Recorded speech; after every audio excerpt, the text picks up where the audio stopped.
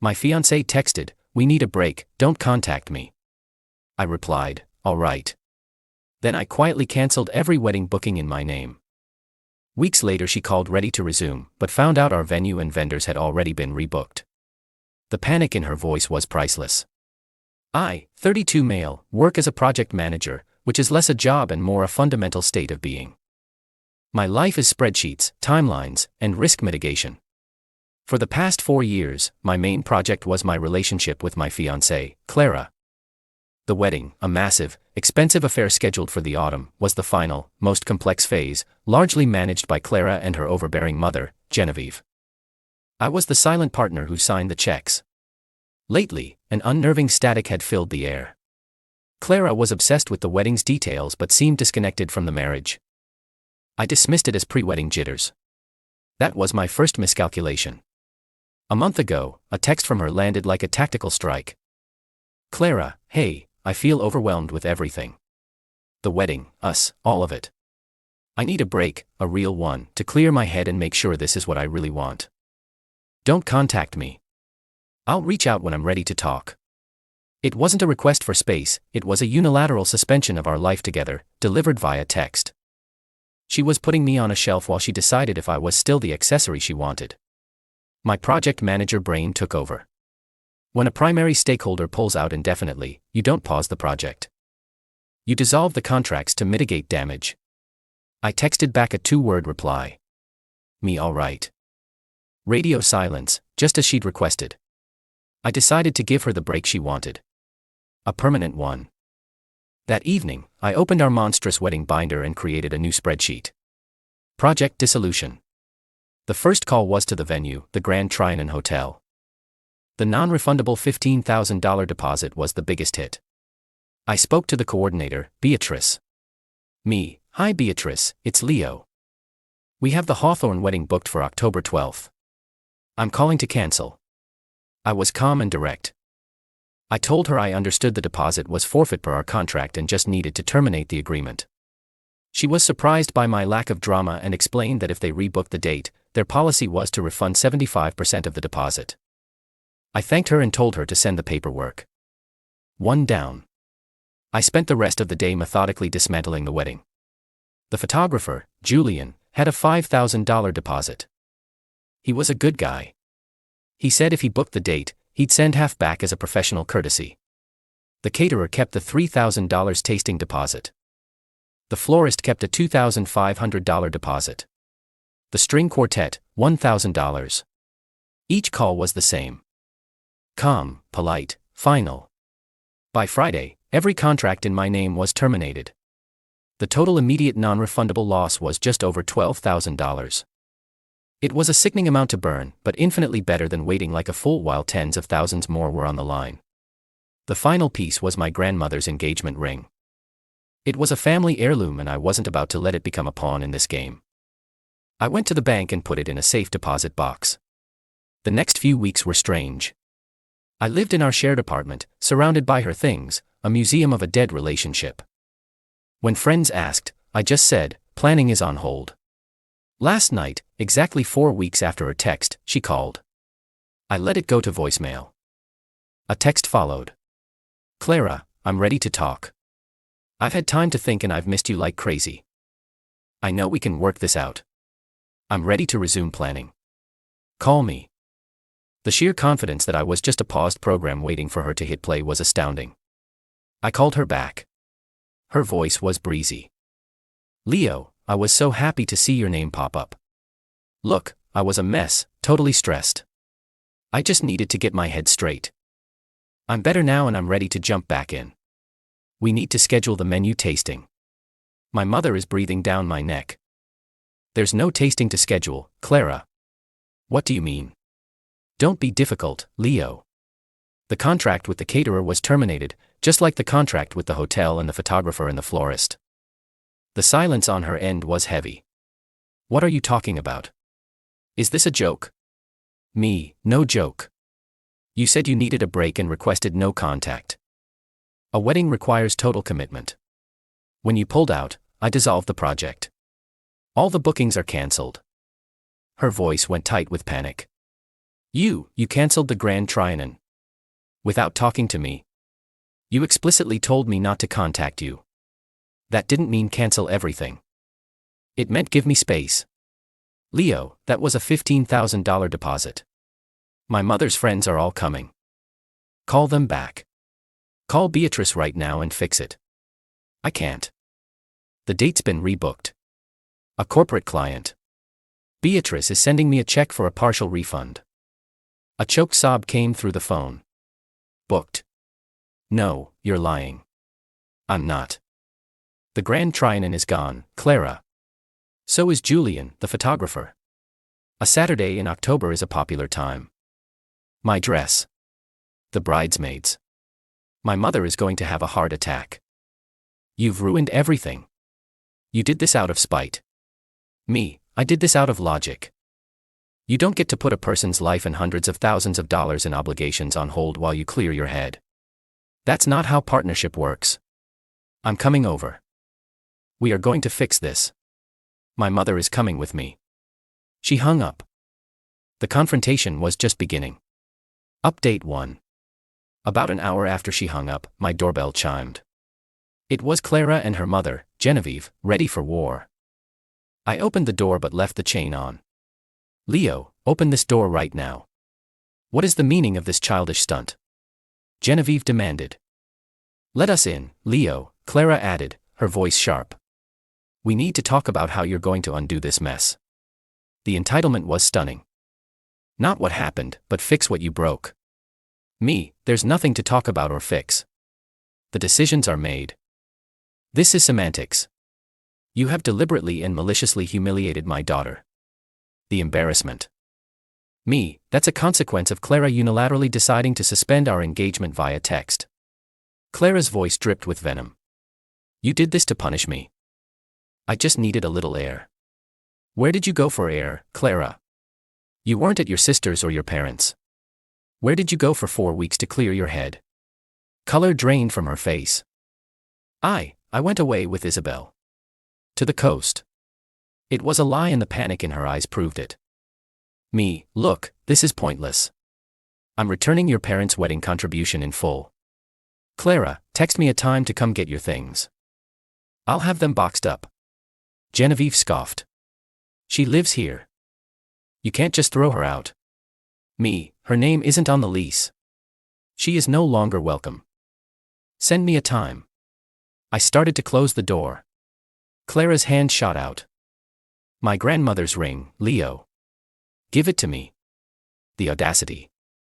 Her grandmother's ring. Me, you mean my grandmother's ring? It belongs to my family. You proposed to me with it. It's mine. It's a gift. That's the law. It was a conditional gift. The condition being marriage. The marriage is not happening. You're not getting it. It's in a safe deposit box. I closed the door and slid the deadbolt. Their screaming outside about lawyers eventually faded. The next day, the dirty tricks began. Genevieve called my father, spinning a story about me having a psychotic break. Thankfully, my dad saw through it. After I explained the situation, the text, the 4 weeks of silence, the ring, he was firmly on my side. She put the relationship on ice and then got mad when you took her seriously. You did the right thing. Let me handle Genevieve. That was a relief, but Clara wasn't done. The next morning, I got an email from HR. An anonymous complaint had been filed through the ethics hotline, alleging my volatile personal situation was creating a hostile environment and questioning my fitness for managing high-value projects. It was a transparent, vicious attempt to damage my career. I immediately met with my director and HR. I calmly explained the situation. I am confident this is related to the abrupt end of my engagement. My former fiancée is not handling it well. I can assure you my personal situation will not affect my professional conduct. They appreciated my proactivity, and while they had to take it seriously, it was clear they suspected the complaint's origin. The attack, meant to destabilize me, only hardened my resolve. This was no longer a breakup. It was a campaign against me. She was about to find out that a project manager always has a contingency plan. Update 2. The entitlement went supernova. The HR complaint at my work fizzled out after I provided a basic, redacted timeline. My track record spoke for itself, and the complaint was dismissed as a malicious filing. But it showed Clara's scorched earth tactics. Next, they tried an ambush. I saw Genevieve's car on my street after coming home from the gym. I parked a block away and watched as Clara, Genevieve, and her father, Robert, knocked on my door for nearly an hour. They were trying to lay siege to my home. I just sat in my car and waited them out. The main event became the battle over assets. I wired her parents' entire wedding contribution back to them. The email I got in response was from Genevieve, using her husband's account. This is an unacceptable partial amount. We require reimbursement for our half of all forfeited deposits and compensation for severe emotional distress and public humiliation. They were demanding I pay for the consequences of her daughter's actions. I forwarded it to Ms. Albright, the lawyer I'd retained. Her response was a masterpiece of legal shutdown, stating I owed them nothing and any further demands would be considered harassment. Their next move was a new level of absurdity. A courier delivered an itemized invoice for $28,450. They had retroactively billed me for Clara's existence in my life. It included retroactive rent for my own apartment, a $5,000 interior design consultation fee for picking out a couch, and a $10,000 fee for emotional labor and household management. It was an attempt to reframe our relationship as a series of services for which I was now delinquent. The invoice ended with a demand for the heirloom engagement ring, which is valued at an estimated $40,000. Ms. Albright laughed when I sent it to her. "This is what we call amateur hour," she said. "A scare tactic. We, however, are not going to ignore their actions." This is where my revenge turned from passive to active. We discovered that Clara had registered her new boutique event planning business using my apartment as the official business address, all without my knowledge. This was the leverage I needed. Ms. Albright drafted a formal cease and desist letter. It was a thing of beauty. It demanded she immediately cease using my address for commercial purposes and provide proof of the change within 15 days. It notified her that all business mail arriving at my address would be marked return to sender. It reiterated the ring was a non-negotiable conditional gift and attached a GIA appraisal valuing it at a much more modest $14,000, accusing them of potentially fraudulent value inflation. Finally, it stated that their ridiculous invoice would be used as evidence of harassment and extortion and gave her 10 days to schedule a supervised pickup of her belongings from the building's loading dock. The reaction was explosive. I got an email from Robert trying to be the peacemaker. "Leo, this has gone too far. The lawyers, the threats, just give back the ring and we can all move on." I replied, "Robert, the time for talking is over. Your daughter and wife have attempted to damage my career, laid siege to my home, and tried to extort me. The situation is in the hands of my lawyer. The terms in her letter are the only terms. The ring is not negotiable." He didn't write back. The pickup was scheduled for Saturday. I spent the weekend boxing up every last trace of her. As I sealed the last box, my apartment finally felt like my own again. The ghost was being exorcised. They started a war of attrition, thinking I would fold. They severely miscalculated. Final update. It's been 3 months. The war is over. The pickup day was an anticlimax. Clara didn't show. 2 movers in a beat-up van collected the 27 boxes of her life from my building's loading dock and drove away. She couldn't even face me. The legal threat stopped dead after my lawyer's letter. The combination of the fraud accusation, the threat over her business address, and documented harassment was enough to make them stand down. Bullies always fold when someone punches back with facts. The real consequences for them were social and financial. Genevieve and Clara had tried to save face by telling their social circle that I had gotten cold feet and left Clara at the altar. This backfired spectacularly. One of Genevieve's friends is married to a senior partner at my company. When her husband heard the story, he knew it didn't add up with the anonymous HR complaint and my professional handling of the fallout. He told his wife that from his perspective, I was the stable one. The word spread like wildfire through their circle, and they were exposed as liars. For people so obsessed with appearances, the public humiliation was devastating. Financially, they were wrecked. They were out the money for the non-refundable wedding dress, the 6 bridesmaids' dresses, the rehearsal dinner, and more. They lost tens of thousands, all because Clara couldn't have an adult conversation. Her fledgling event planning business, built on her mother's connections, withered and died. No one would hire her. Last I heard, she had to move back in with her parents. The final, satisfying piece of the puzzle came from an old college friend. He saw Clara at an airport during her 4-week break. She wasn't alone with her friend Isabel. She was with her ex-boyfriend, the one she'd always called a toxic mistake. She hadn't gone away to think. She'd gone away to test drive her old life, planning to fall back on the security I provided if it didn't work out. She tried to have it all, and was left with nothing. My life, on the other hand, is quiet and my own. The $12,000 I lost still stings, but I consider it a freedom tax. I sold the couch she chose and bought one I actually like. My grandmother's ring is still in the bank. For a while, it felt tainted. But my younger cousin recently got engaged. He and his fiancée are wonderful, but struggling financially. I've decided to give the ring to them, to let it become part of a new, happy story, built on a real partnership.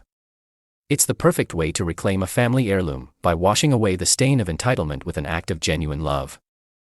The revenge wasn't loud or explosive. It was the cold, methodical execution of consequences.